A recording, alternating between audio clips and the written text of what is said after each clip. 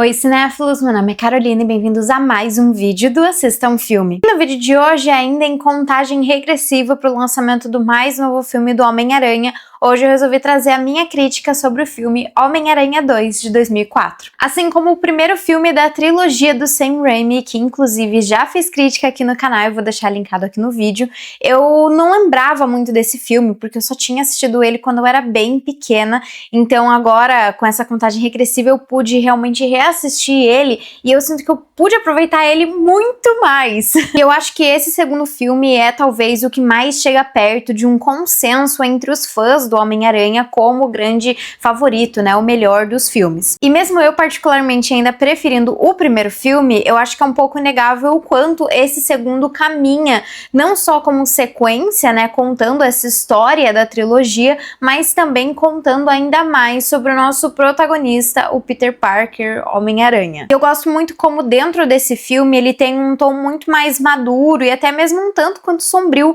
em comparação com o primeiro filme, né, que é muito mais otimista de certa forma. E aqui eu gosto principalmente como todos os personagens têm um sentimento meio trágico. O Peter, por exemplo, precisa abdicar de muita coisa para conseguir ser o Homem-Aranha. A Mary Jane não consegue ficar com o cara que ela quer. O Dr. Octopus, ele é traído pela sua própria tecnologia, pela sua própria criação. E o Harry, dentro desse filme, vai cada vez mais sendo corrompido por sentimentos de ódio, querendo vingança contra o Homem-Aranha. De certa forma, aqui dentro da história, todos querem algo que eles não podem ter. E até assistindo de novo e pensando mais sobre o filme, é muito interessante ver a maneira como eles lidam com essas questões, né? Onde cada um deles tem um sentimento que acaba ressaltando, assim. Eu acho que o Peter é muito mais uma questão de uma depressão, assim, tanto que a gente vê ao longo do filme ele perdendo os poderes dele, muito por ele não conseguir lidar com tudo aquilo que ele não consegue dar conta, né? A Mary Jane é uma tristeza absurda que a gente sente muito dentro do filme. O Harry, como eu comentei, é esse ódio desencadeado, né? E o Dr. Octopus vai pra quase uma loucura, né? Conforme ele vai sendo corrompido e lida com essa traição que ele acaba sofrendo pela sua criação. O longa tem direção de Sam Raimi e roteiro de Alvin Sargent e acompanha Peter Parker, que enfrenta uma série de problemas pessoais enquanto luta, como Homem-Aranha, contra um cientista enlouquecido, o Dr. Octo Octavius,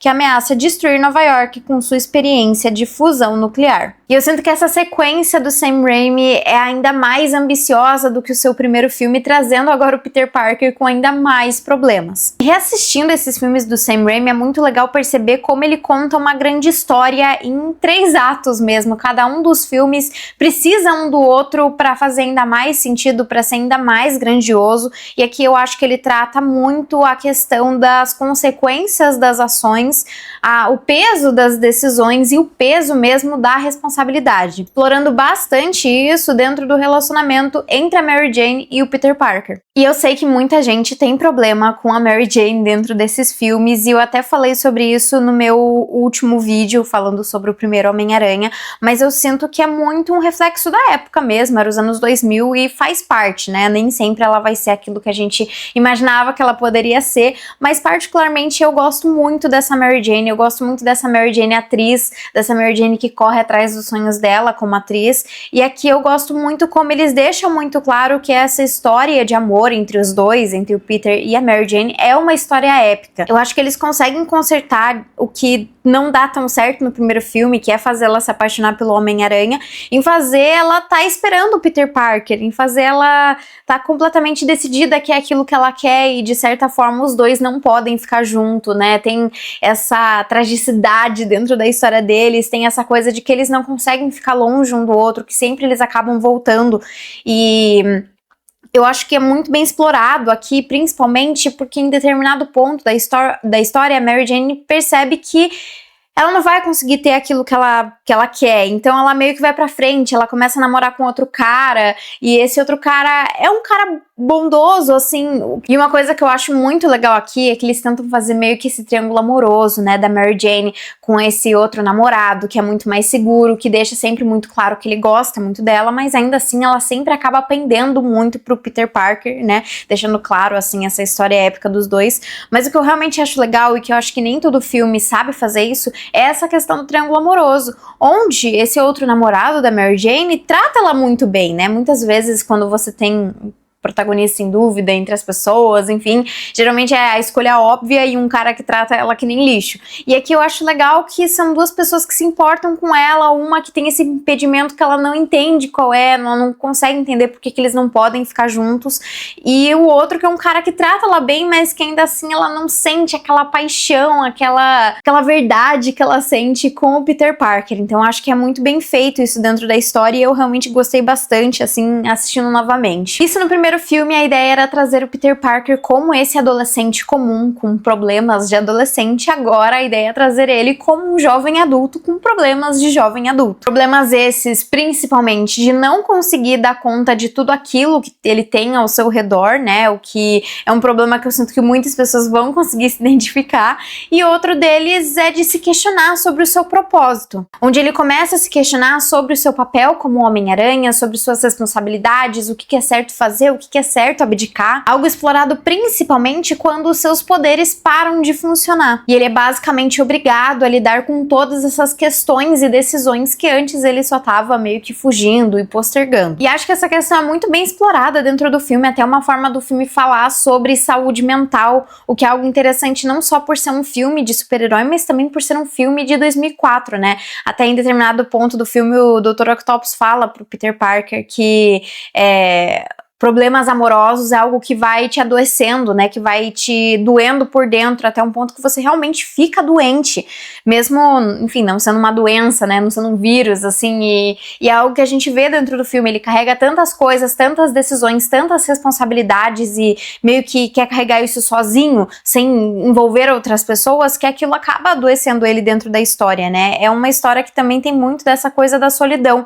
que eu imagino também que vai ser algo que vai ser muito tratado nesse quarto filme do Homem-Aranha do Tom Holland. Essa sensação de se sentir sozinho no mundo, de não entender o porquê você tá fazendo aquelas coisas, acho que isso é muito bem desenvolvido aqui dentro, principalmente o papel dele como Homem-Aranha, pensando como esse herói de Nova York. Até porque durante esse filme, no primeiro também, mas aqui eu acho que ainda mais, ele é publicamente perseguido pelo jornal, sendo visto apenas como um arruaceiro ali pelos jornalistas. Eu sinto que existe algo muito legal e muito sincero que o Sam Raimi traz desde o primeiro filme do Homem-Aranha, que é justamente essa discussão dele como herói para Nova York. Em uma conversa com o Duende Verde, o vilão convida o Homem-Aranha para se juntar a ele, dizendo basicamente que não importa o que ele faça, o tempo dele como herói é contado, e que um dia a cidade vai passar a odiar ele. Por mais pessimista que pareça, é uma verdade dura, mas que reafirma o Homem-Aranha como um grande herói, que mesmo sabendo dessa verdade, sabe que o certo a se fazer é lutar por aquilo que é certo. E querendo ou não, nesse segundo filme, o diretor então bota o protagonista para tomar essa decisão por conta própria, entendendo tudo aquilo que ele tem que abdicar, tudo aquilo que ele precisa abrir mão,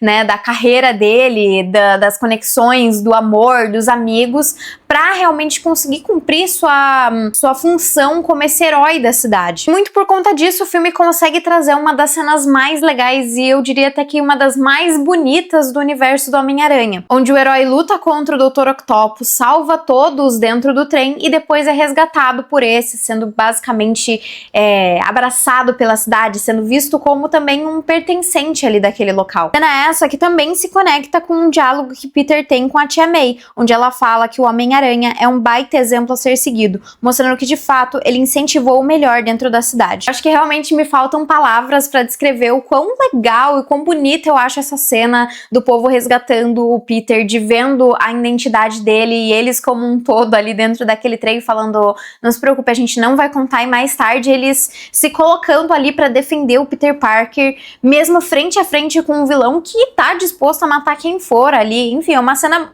muito bonita, muito bem feita, e acho que ela só funciona tão bem porque a gente tem toda essa construção, tanto no primeiro filme quanto agora no segundo filme, né, dessa relação com o Peter, com a cidade, dele como esse amigo da vizinhança, que é algo que é tão importante ali pro personagem. E assim como o primeiro filme, o longa traz um dos grandes vilões do Homem-Aranha, o Dr. Octopus, aqui interpretado muito bem pelo Alfred Molina. O cientista bondoso é atraído por sua própria criação, se tornando refém dos seus braços mecânicos, sendo controlado pela inteligência artificial que ele mesmo criou. E é muito trágico toda a história dele, porque ele vai fazer uma grande revelação científica científica e tudo dá errado, e a esposa dele morre, que era o grande amor dele, né? Morre ali naquele momento, ele é levado, ele é consumido por essa inteligência artificial. É uma história que a gente, embora ele seja muito interessante como vilão, até por ser muito poderoso e muito inteligente, também é uma história que a gente sente uma dó dele, a gente entende as atitudes, entende não, né, porque ele é corrompido, mas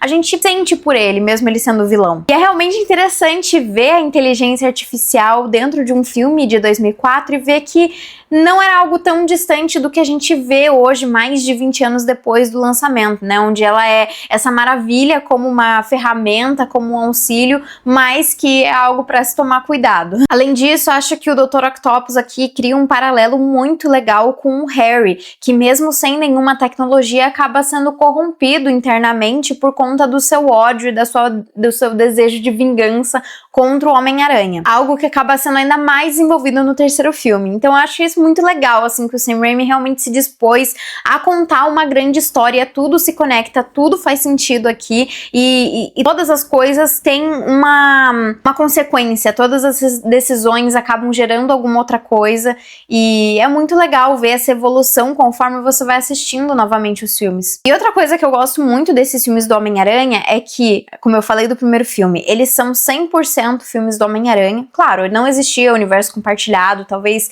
se tentassem novamente com toda essa galera de novo, todo o elenco, toda a direção, toda a produção, talvez não daria tão certo, porque hoje em dia a gente tem muito atrelado que tem que ter essas conexões, né? Mas é um filme 100% do Homem-Aranha, que traz ele dentro do mundo dele de Nova York, e não só isso, ele sabe muito bem escolher os seus personagens, mas ainda assim trazer referências muito legais de personagens que existem, mas que não são o foco dessas histórias. Um exemplo disso é a própria Gwen Stacy, que aparece no terceiro filme do Homem-Aranha, então ela tem um papel importante dentro do Peter Parker, mas não é essa história que a gente tá acompanhando aqui. E também aqui eu vi com o Dr. Connors, que quem assistiu o Espetacular Homem-Aranha sabe que ele é o Lagarto, né, o grande vilão do primeiro filme do Homem-Aranha do Andrew Garfield, e aqui ele aparece como esse professor que o Peter meio que sempre tá atrasado pra aula dele, mas que ainda assim tem muito interesse ali na matéria. Então eu achei legal isso, dessas pequenas referências que lembram a gente que a gente tá nesse mundo, assim, e conforme você vai pegando os nomes, vai pegando todos esses personagens, acho que acaba se tornando uma coisa ainda mais legal. Mas bom, pra mim esse filme tem uma nota de 8.5 e ele tá disponível na HBO Max, na Prime Video e no streaming do Mercado Play. Mas então foi isso, pessoal. Se você gostou do vídeo, não esquece de curtir, compartilhar e comentar o que você acha desse filme do Homem-Aranha, também comentar qual que é o seu Homem-Aranha favorito e quais suas expectativas pro quarto filme do Homem-Aranha do Tom Holland. Então foi isso e até o próximo vídeo.